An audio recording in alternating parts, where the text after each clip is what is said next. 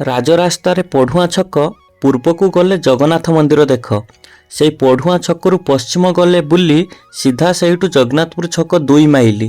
ଆଉ ଜଗନ୍ନାଥପୁର ଛକରୁ 1 ମାଇଲି ଡାହାଣକୁ ଆସ କିଏ ଯିବ ଆମ ବଛଦା ଗାଁକୁ। ଦିପହରେ ଗାମୁଛା ପାରି ମୋହନବାଡ଼ିରୁ ଆମ୍ବ ଚୋରି ଲାଗଇ ସବୁ ହେଇଟି ଫିରି ଲାଗଇ କାଲି କାଲି ଛୋଟ ଏଇ ଗାଁଟି ମୋର ଛିଡ଼ା ହେଇ ମୁଁ ଦାଣ୍ଡରେ ଯାର ଶିକ୍ଷିତ ଥିଲି ଚାଲି। ଗାଁ ମନ୍ଦିର ପାଚେରୀ କଡ଼ ଗୁଠୁଣା ପୋଖରୀ ଜଳେ ବୁଢ଼ା ପହଁରା ଚିତି ପହଁରା ଶିଖିଛି ପିଲା ବେଳେ।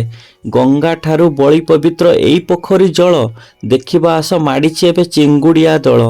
ପିଲା ବେଳକୁ ମନେସୁ ମରି ଏଥିରେ ଥରେ ସ୍ନାନ କରି ଦେହ କୁଣ୍ଡିଆ ନହେଲେ ଭଲ କୁଣ୍ଡଉ କୁଣ୍ଡଉ ଦେଖିବା ଚାଲ 14 ଭୁବନ ଛାଁକୁ ଆସ କିଏ ଯିବ ଆମ ବଛଦା ଗାଁକୁ।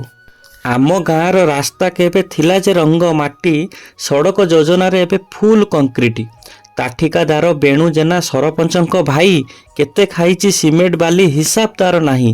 ଛାତିରେ ହାତ ରଖିକି କୁହ କିଏ ସେ ଅଛି ମରଦ ପୁଅ ବଛଦା ଗାଁକୁ ଯିବ ହେ ବୁଲି ପାରିବ ଅବାହେ ଦେଖିବ ଖୋଲି ଆର ସାହିର ବେଣୁ ଜେନା ଆଁକୁ ଆସ କିଏ ଯିବ ଆମ ବଛଦା ଗାଁକୁ।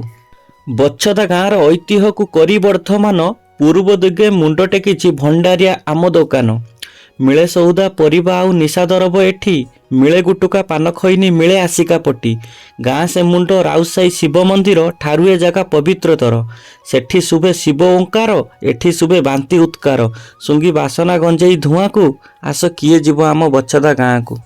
ଭବିଷ୍ୟତରେ ଗାଁରେ ଯଦି ରହିବ କରି ଘର ରାଜନୀତିରେ ଜ୍ଞାନ ତୁମର ଅବଶ୍ୟ ଦରକାର। ଯେଉଁ ନୀତିରେ ପାରଙ୍ଗମ ଏଠି ପିଲାଠୁ ବୁଢ଼ା ପଣ୍ଡିତ ଯେବେ ମୁହଁ ଖୋଲିବେ ଜବାବ ଦେବେ ଖଡ଼ା। ଖାଲି ଲୋ ଭୋଲ୍ଟେଜ ପାୱାର କଟ୍ ସାଙ୍ଗରେ କରିବ ଆଡ଼ଜଷ୍ଟ। ଆଉ ସରପଞ୍ଚଙ୍କ ଚାମଚା ଯେବେ ଗାଁ ଉନ୍ନତି କଥା କହିବେ ତାଙ୍କ ହାଁରେ ଯୋଡ଼ିବ ହାଁକୁ ଆସ କିଏ ଯିବ ଆମ ବଛଦା ଗାଁକୁ।